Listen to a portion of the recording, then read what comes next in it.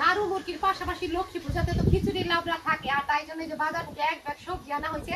এখন তো আমরা যে কোনো কিছু রান্না করতে সেই বিশেষ পার্বণের দিনেও আর এমনি প্রতিদিনের খাবারে সেই বাজারের উপরই নির্ভরশীল। তবে আগে আমাদের বাড়িতে লক্ষ্মী পূজার মধ্যে আমার ঠাকুমা কখনোই বাজার থেকে সবজি এনে লাবড়া করতো না।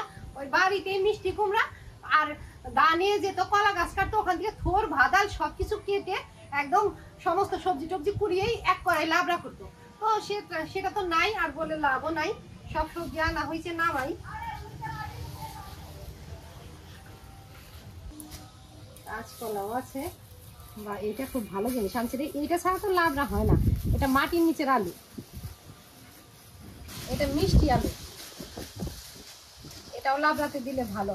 লাবড়া মানে হলো যত রকমের সবজি দেওয়া যায় ততই ভালো। তো ওই যে থুর ভাদাল আনতে পারে নাই, ওটা ছাড়াই করব। আজকে লাবড়া রান্নার জন্য যে যে সবজি আছে তা হলো মূলা, মিষ্টি কুমড়া, গাজর, কাঁচকলা, মিষ্টি আলু, বরবটি, একটা ফুলকপি, আর ঘরে বেগুন আছে, এই যে শিমও নিয়ে আসছে, আলু আছে, ওগুলোই দেবো।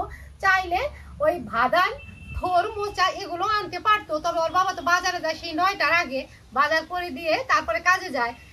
অত সকালে সবকিছু ওঠে না, হয়তো একটু দেরিতে গেলে ওগুলো পেতো, আনতে পারতো, ওগুলো আনে নাই। এগুলো দিয়ে আজকে আমি নিরামিষ সবজি করবো। বাজার তো এখানে নামাইছি, এত বাজার লাগবে না। বরবটি কেটে নিলাম, সবকিছু কেটে নেই, বাকিগুলো রেখে দেবো। বরবটি কাটলাম, এখন মূলা কাটি। মূলাটা খুব ভালো, শাকগুলো রেখে দেবো।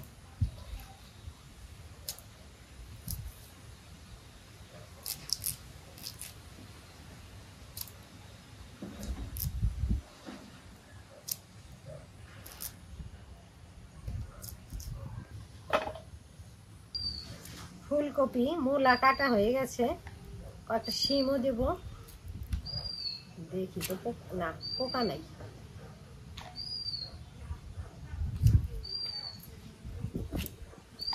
একটা কাঁচকলা দেব।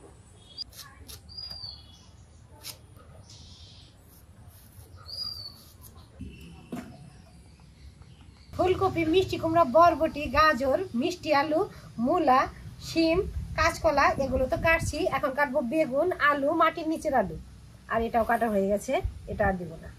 লক্ষ্মী পূজার বাজার, সব সবজি একদম তরতাজা টাটকা। বেগুন মাছ বরাবর কেটে নিলাম। এই যে এখানে অল্প পোকা আছে, এটা ফেলে দিই, বেগুনে পোকা থাকেই, এটা স্বাভাবিক ব্যাপার। সব সবজির তুলনায় মিষ্টি কুমড়া আর বেগুনটা একটু বড় বড় করে কাটলাম। আলু না ছিলে দিলেও হবে, অল্প অল্প একটু ছিলে দেবো, আর বাকিটা অমনি দেবো।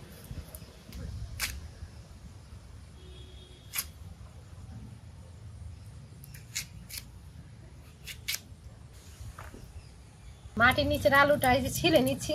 এই আলু গাছটা এমন ওই লতা পাতায় ধরে, একটা আলু ছোট ছোট, ওটাকে আমরা বলি গইজা আলু, আর যেটার একদম নিচে মাটির নিচে হয় আলুটা থাকে, এটাকে বলি মাটির নিচের আলু। এটা মাটির নিচেরটাও খাওয়া যায়, গাছেরটাও খাওয়া যায়।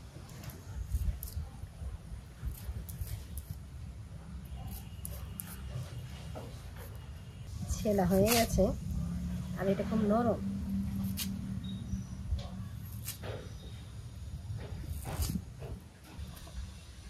উনুন জ্বালিয়ে উনুনে কড়াইটা বসাইছি, আর জাল এই পরিমাণে ধরছে, একটা বাঁশ তুলে দিলাম।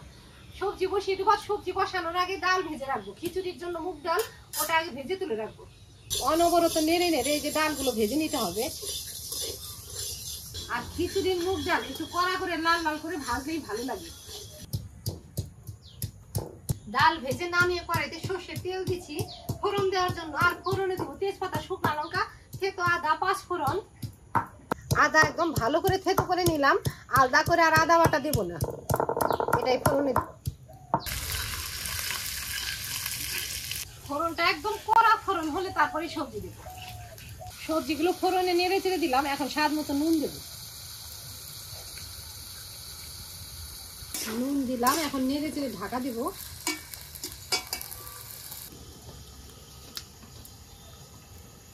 কিছু কাঁচা লঙ্কা চিড়ে নিলাম, এগুলো সবজিতে দিব। আমি তো আর আলাদা করে শুকনো লঙ্কার গুঁড়া টোড়া দিব না, আমি ডেইলি রান্নাতেই শুকনো লঙ্কা কম দিই, প্রায় সময় কাঁচা লঙ্কা বেটে দিই। আর আজকে তো নিরামিষ সবজি রান্না করছি, এতে তো শুকনো লঙ্কার গুঁড়া দিবই না।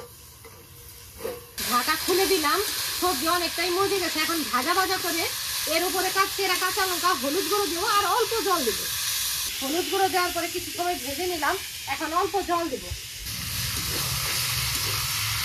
একটু একটু করে দেবো। ভাজা জিরে গুঁড়ো, ঘি, চিনি। রান্না হয়ে গেছে, এখন নামিয়ে দেবো। অল্প মাখা মাখা আছে, জুড়ালে একদম শুকনা শুকনা হয়ে যাবে। খিচুড়ি রান্নার জন্য আরেকটা কড়াই উনানে বসাবো।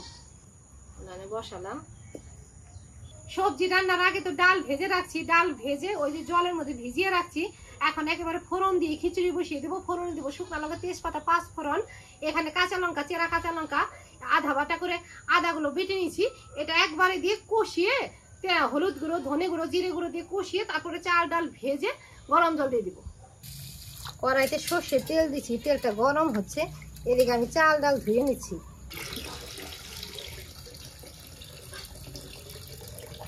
তেল গরম হয়ে গেছে, তেজপাতা, শুকনো লঙ্কা, 5 ফোড়ন এখন কড়াইতে দেব। আদা বাটা, কাঁচা লঙ্কা, ফোড়নের তেজপাতা, শুকনো লঙ্কা, 5 ফোড়ন ভাজা ভাজা করে নিলাম। এখন বাকি মশলা দেব।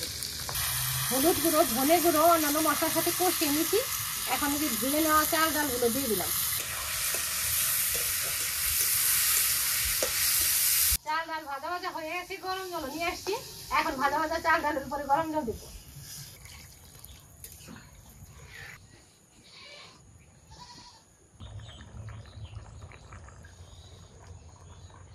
খিচুড়িতে আর কোনো কাজ নাই, এই যে আস্তে আস্তে উনানের আছে সেদ্ধ হবে। শেষে জিরে গরম মশলা গুঁড়ো ছিটিয়ে দেবো, ঘি দেবো, নামিয়ে দেবো।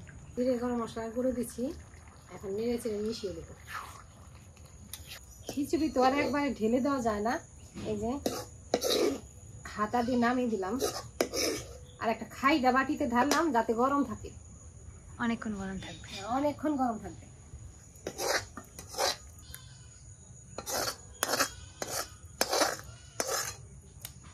মা আজকে করছে লক্ষ্মী পূজা স্পেশাল খিচুড়ির সাথে লাবড়া, অনেক রকম সবজি মিলে লাবড়া করছে। মা বললে কি আগে নাকি আরো বেশি সবজি দিত। আমার পছন্দ মতো নিজের মতো সবজি হয় না, আরো সবজি লাগতো। যাই হোক, যা পাইছি তাই দিয়ে করছি। না, আমাদের তুলনায় অনেক বেশি হয়ে গেছে। আমাদের তুলনায় তাও অল্প অল্প দিছি, বাজার থেকে যেগুলো আনছে তার থেকে তো অল্প অল্প দিলাম, তাও 1 গামলা হয়ে গেছে। এখন আরো যদি সবজি দিতাম আরো বেশি হতো।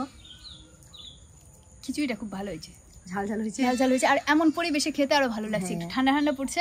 আমাদের শিলিগুড়িতে যে বৃষ্টি হচ্ছে, ঠান্ডাও পড়ছে, আর বাতাস, হাওয়া বাতাসে ঠান্ডা ঠান্ডা। এমনিতে বৃষ্টি পড়লে এখানে ঠান্ডা ঠান্ডা পড়ে যায়, আর এখন তো মনে হয় এই বৃষ্টিতেই ঠান্ডা পড়ে যাবে।